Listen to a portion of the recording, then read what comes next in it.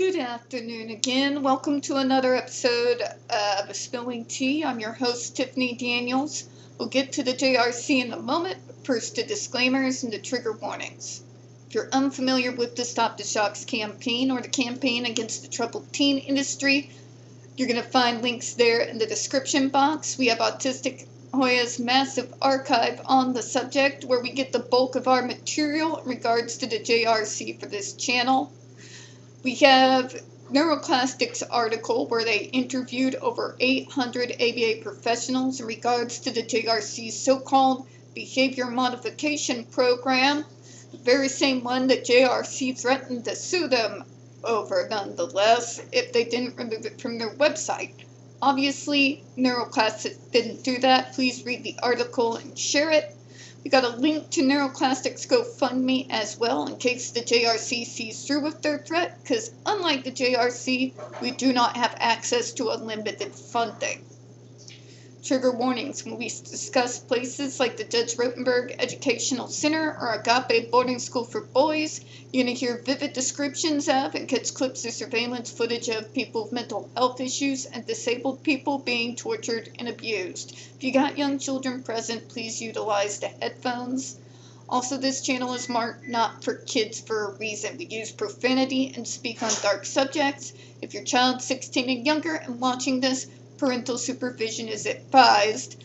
To further that particular trigger warning, we are about to once again engage in dealing with the repetitive stupidity that is the JRC with the same arguments they've used multiple times without them ever addressing at any point in time the fact that these comments have already been addressed repeatedly for over the last 20 years. So, every word out of my mouth is probably going to be a curse word. So, prepare for that, I guess. Furthermore, the FDA must shoulder the affirmative burden to prove every one of the above elements. It has recognized since it first obtained the banning power that it is obligated to sustain the burden of proof and provide substantial evidence to sustain that burden. Notably, the FDA makes no reference to its burden of proof in the proposed rule. Yeah, they did. Repeatedly. The newest proposed rule is backing off of the original. What that means is the FDA, unlike the JRC, did not feel the need to repeat themselves into infinity. So in regards to the current new proposed rule, they have referenced the original final rule that has already covered that topic. That's number one. Number two, well, in that final rule then, Tiff, what was the evidence that they presented? ER documents, witness testimony, both from the doctors as well as the survivors that back up those ER documents, video surveillance footage, the testimony of former whistleblower staff that also backs up what can be readily seen on video surveillance footage and backed up by what is said in the ER documents. The doctors that were in the ERs dealing with the injuries left extremely detailed notes in regards to the injuries that they were treating when said student was inside the ER. Many of these also included photographs of said injuries, burns, bruises, malnutrition. Do you want me to go on, JRC? Because I can go all day. At this point, because of your repetitive nonsense, I have it memorized. Okay? What do you mean the burden of proof has not been met in regards to showing the risks outweigh the benefits? Your so-called benefits last all of 5 minutes. You have yet to address the fact that you have not at any point in time reached back to the students you put in that word salad bad third grade science fair went to hell paper. You do not address the fact that you did not reach out to those students to be able to gauge whether those so-called behavioral changes remained long after they left your center. If anybody has not provided enough evidence to back up their claims, it's you, JRC. It's you. We've provided everything but the kitchen sink. Our receipts have receipts.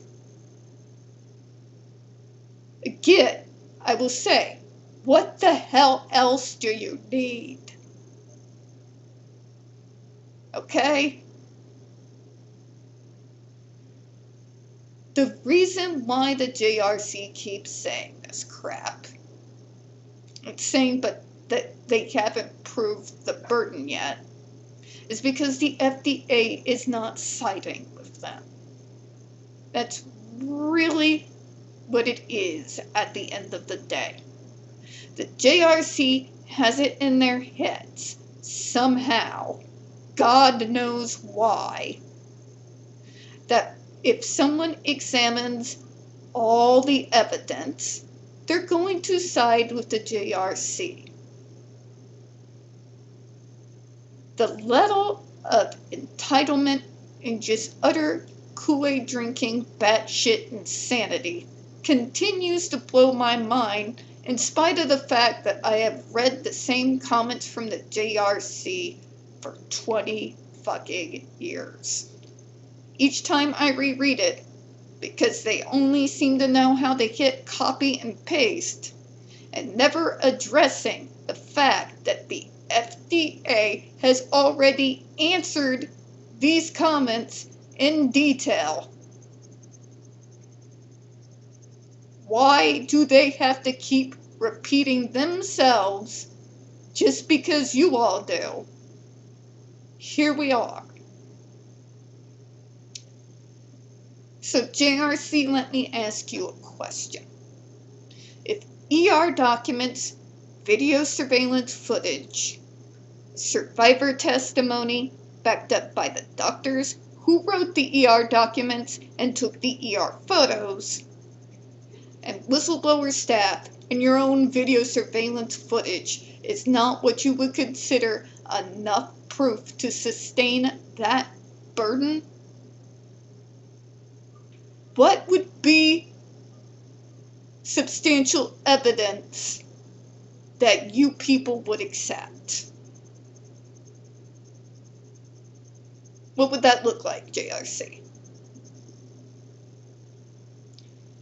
What is the kind of substantial evidence that would finally get you all to take a long, hard look in the mirror? Truly, what is it? Video surveillance footage is not good enough for you? ER documents are not good enough for you? Doctor testimony, the very same ER document, or doctors who wrote those ER documents and took the photos aren't good enough for you. Survivor testimony that is backed up by what we see on video surveillance footage and ER documents is not good enough for you. What evidence would you consider as substantial to sustain that burden? What would that look like? What would it look like? Humor me. I'm curious. Because it doesn't get more detailed than that. You were caught on camera, but was seen from that camera. It's been backed up by ER documents and the doctors who created those ER documents, along with the photo evidence. What in the hell else do you need? What else could there possibly be? A temporary stop in challenging behavior is not a good enough benefit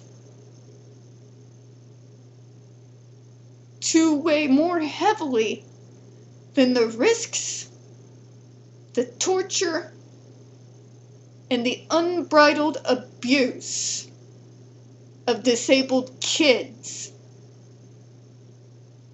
that are on that device. Okay? The FDA has gone far beyond providing substantial evidence to sustain that burden. It is you, JRC, who have, as of yet, not produced any kind of evidence to the contrary that your device has a benefit that will outweigh all the horrendous negatives in regards to those who use it. You haven't. You literally haven't. You keep hammering the FDA with the same comments over and over and over again, saying, but you haven't done that. The fuck else do you need? Truly, sincerely, humor me. I'm going to read on a little bit more here. In the Nuremberg Court versus von Eschenbach 459 F3D, the court considered the FDA's burden under a similar statute allowing the FDA to ban a dietary supplement if it presented a significant or unreasonable risk of illness or injury. The court held that the FDA had the burden to prove its case by a preponderance of evidence.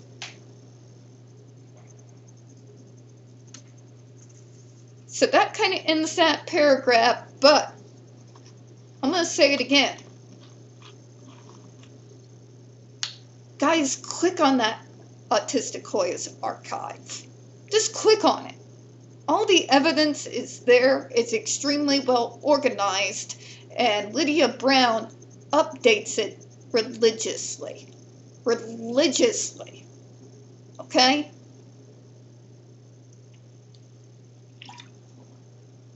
And after you look through it, I propose this question. Once you look through all that evidence, all the court cases, all the ER documents, all the video surveillance footage, all of it, okay?